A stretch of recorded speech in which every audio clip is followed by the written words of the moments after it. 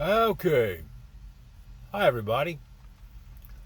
This will be the first installment of what I elected to call Bitchin' with Mitch. Uh, I think everybody that knows me or has known me throughout the years, I'm hoping anyway, would consider me a fairly decent guy. I know over the years that I've pulled a lot of stupid crap. When I was young, a lot of dope, a lot of pot smoking, a lot of drinking, but it was the 70s, okay? So I wasn't really any worse than any of the guys that I hung around with, or um, pretty much everybody of that generation. So, that being said, graduated high school in 1977. Didn't really have a plan. I had planned to be a coal miner. My dad, who is my number one hero and always will be, uh, quit school in 8th grade to go to work. And he worked at a manufacturing place in Danville called Holmes Brothers, who, ironically enough, made equipment for the mining industry. Um, his dad, my grandpa Mitchell, who passed away before I was born, was a lifetime coal miner. I believe he went to work when he was like 11, something like that. Something really stupid, you know. My grandpa Scott, my mother's dad, he started working in the coal mine when he was 9 years old. 9 years old. I think that's what, like, fourth grade, fifth grade, whatever. Um, he worked for basically the same company for over 50 years. I remember he graduated, retired from the coal industry in 1967. I was 8 years old. And I remember,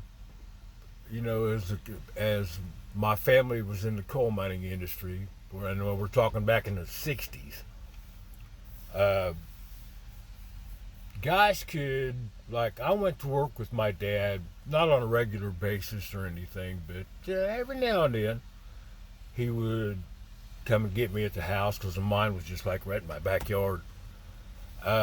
Take me over there. I'd ride around in the truck with him. He was an operator for a long, long, long time, so I got to ride every now and then. I'd say, do it nowadays, you get fired. Take your kid with you, I mean. Ride on dozer with him, which I thought was the coolest. So I grew up loving the coal industry. Coal industry fed my family, provided,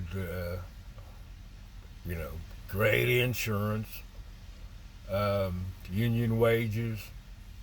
And the thing is, when my mom passed away, I found some paperwork that when the mine in Hillary, where my dad was working at the time, they closed up.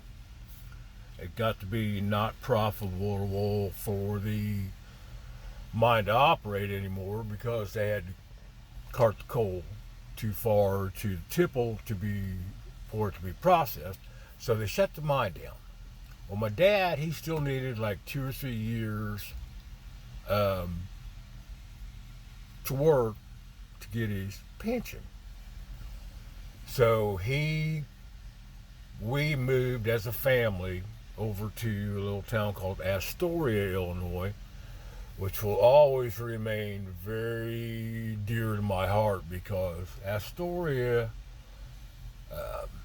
is your quintessential little not Oliver Cromwell, shit.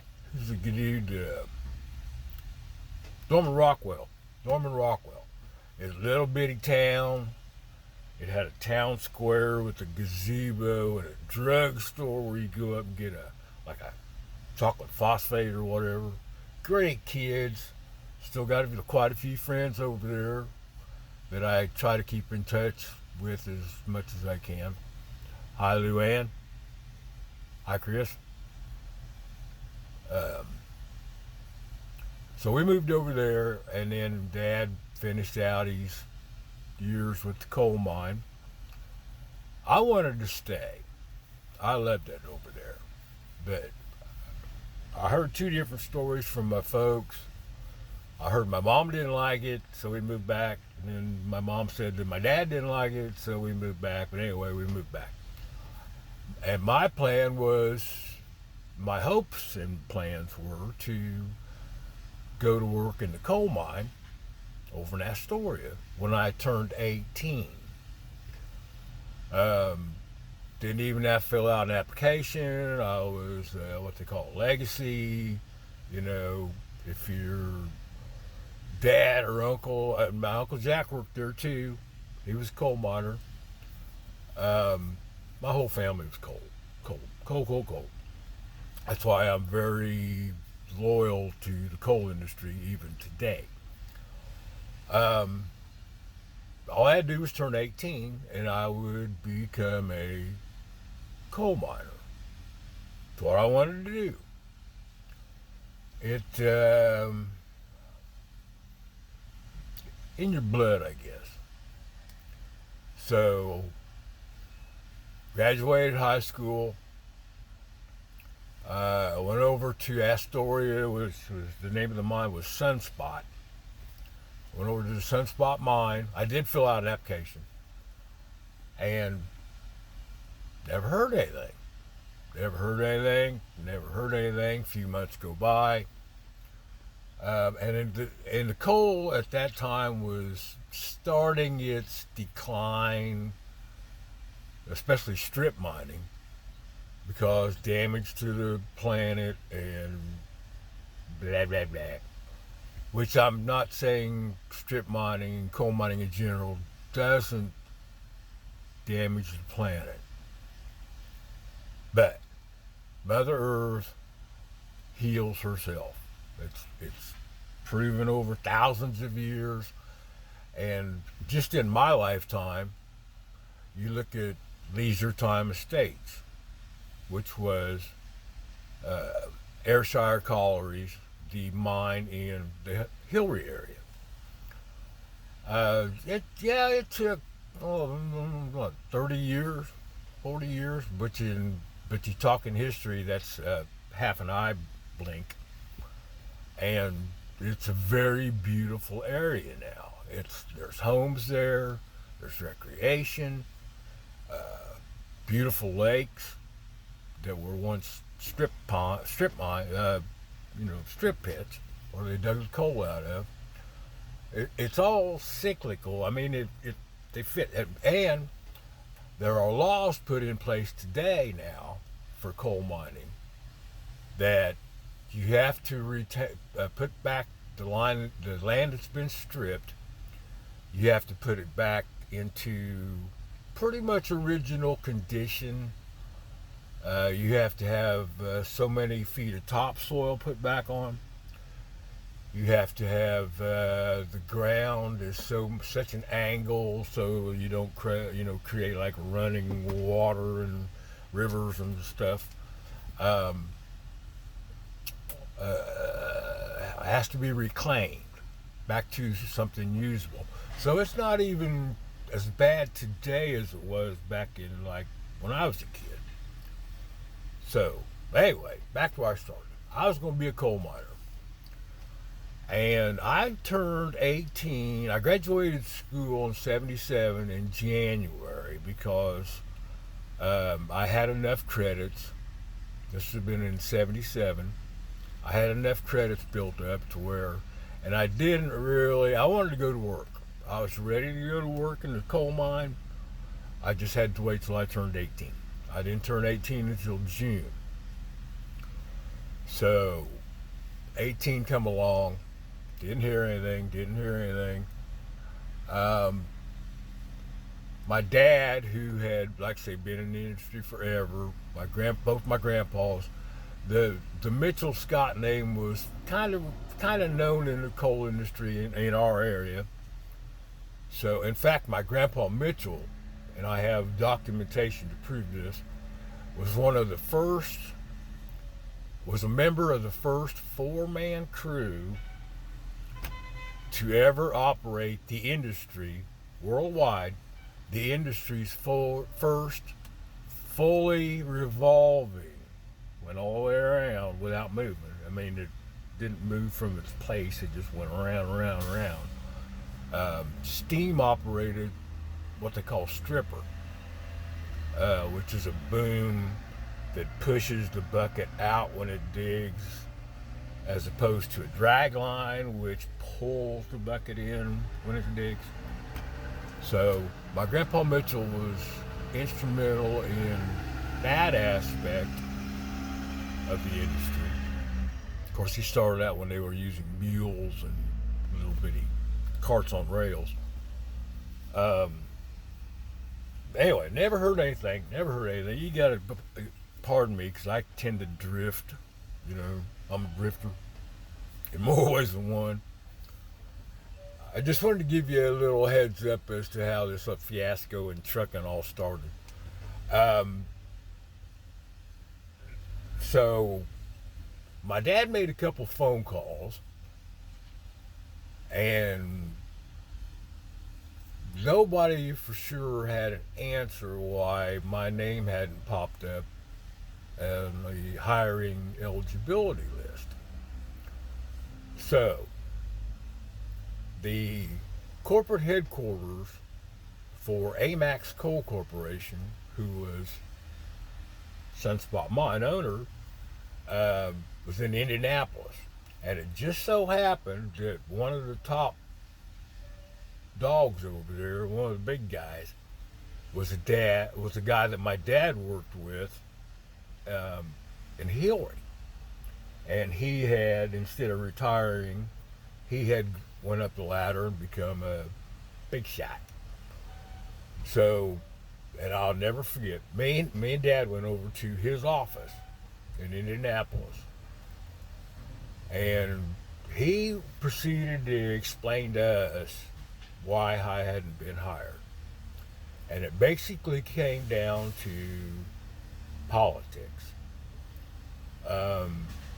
Without getting into politics, because that is a real sore subject for me, and I don't want to go off on a rant and piss somebody off.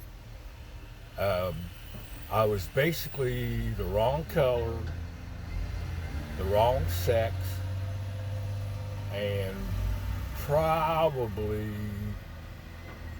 even though I hadn't worked a day in a coal mine, probably overqualified. But mainly being the wrong color and the wrong sex. So my name on the list, was way down, like in a sub-basement. It wasn't up top, and there wasn't a damn thing anybody could do about it. So, that being said, being in the 70s, there wasn't a lot of jobs around. There were jobs, and people were still working, but there wasn't a lot of hiring going on.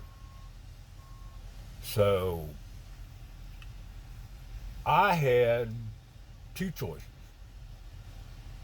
Either go to college,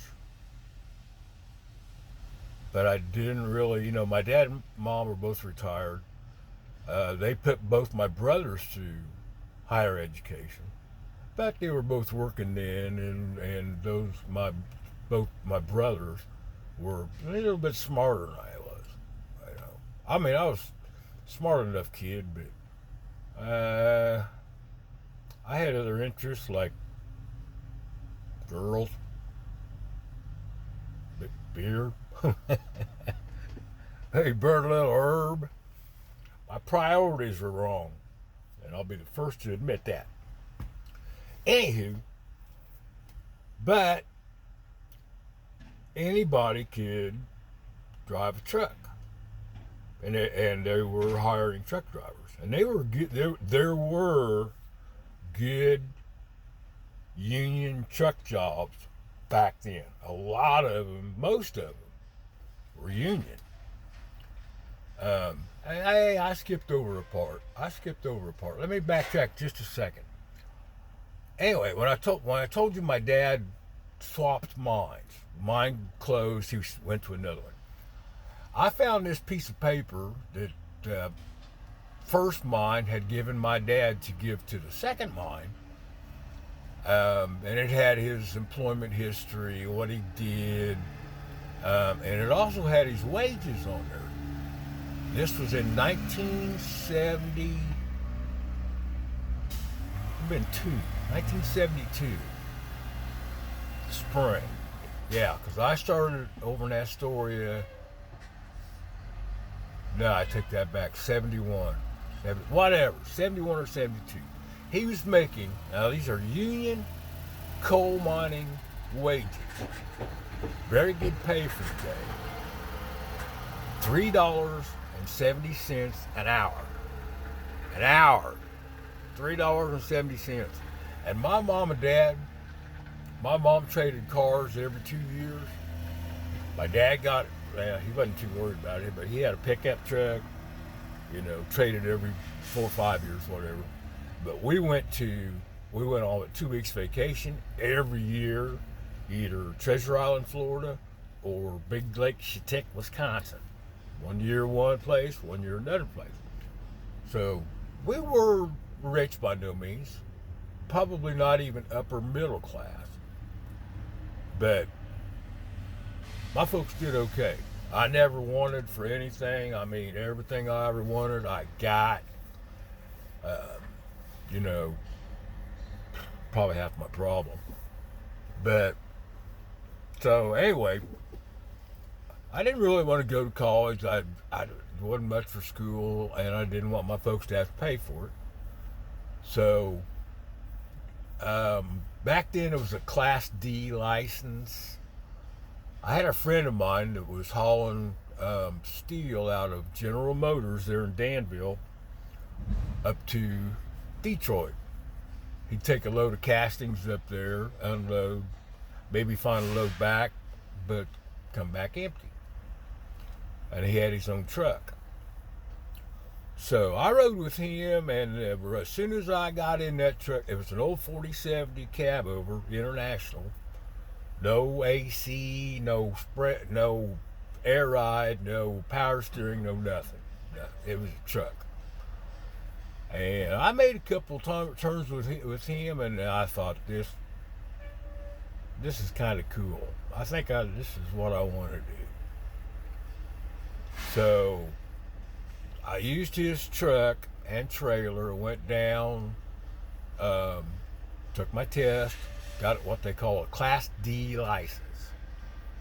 Now it's CDL, but back then it was Class D. Drive everything, but back then you couldn't drive a school bus or doubles or motorcycle. You had to have endorsements for them too. So, when I got a job, not a problem, no experience. I had my Class D, but I didn't have a lick of experience. It was a non-union job, but, just starting out, take what you can get.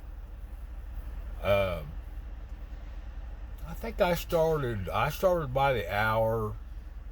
It was like $3.50, which was, that would have been in 1978. Not great, but not bad. And when you work, back then they had the paper log books. You're supposed to keep track of what you do, but I didn't. I got paid by the hour, and I was working 90 to 100 hours a week. I'd leave at 4 o'clock in the morning.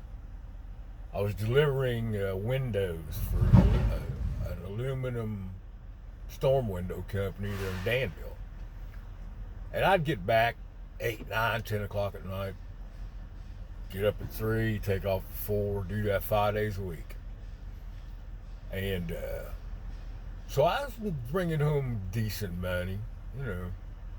I was tired as hell all the time, but, you know, I was, 20, 21 years old. You know, I could handle it for a while. Did that for about 5 years. Just moved up. First paying job I ever had by the mile was 19 cents a mile. Going hauling coffee creamer and cooking oil, mostly to the East Coast. Nowhere job. I mean, but it you know, it gave me experience. Worked my way up over the years. Had some pretty good jobs over the years. Had some real dandies, as far as not being really good. Finally, later on, got on McLean. Pretty good job. You work your ass off there. But then I got hurt out at McLean. Hurt my back. You ever follow workman's comp? If you can, don't. Because I always thought I had a pretty good reputation out there as far as being a worker. Never had any issues too much. I did have one transportation manager who was a dick. I called him a dick, and I think it kind of cost me being driver of the year one year. It would have been 97. Not sure, but that was the hubbub. So I don't know. But as Paula would say, I don't have a filter. He was acting like a dick. I called him a dick, so what do you do? So that McLean ended because of my injury. And then it ended up being buying my own truck.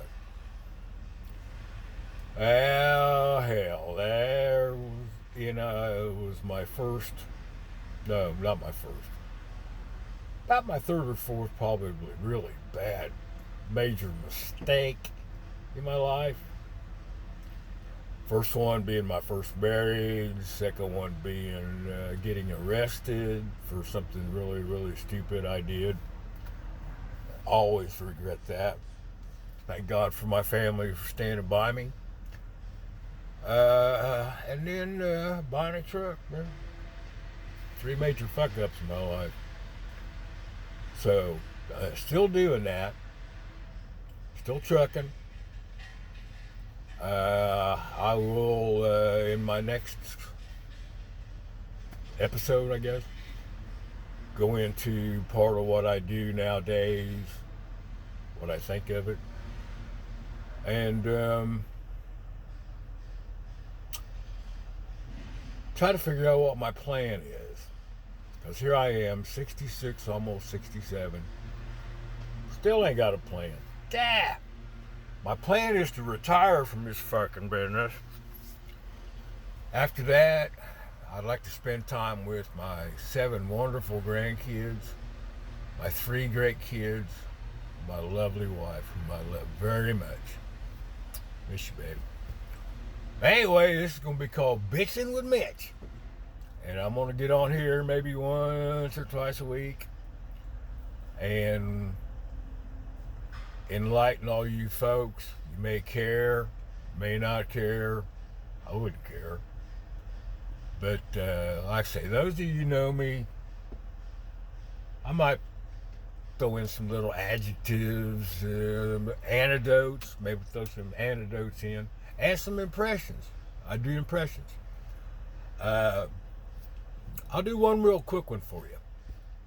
This is my I've been working on this for years and years and years. This is my impersonation of the greatest one of the greatest presidents in the world, in the United States, in my opinion, probably the greatest president, JFK, John Fitzgerald Kennedy. Okay, ready? Ow! What do you think? I love you all, and I will see you on the next episode. Take care.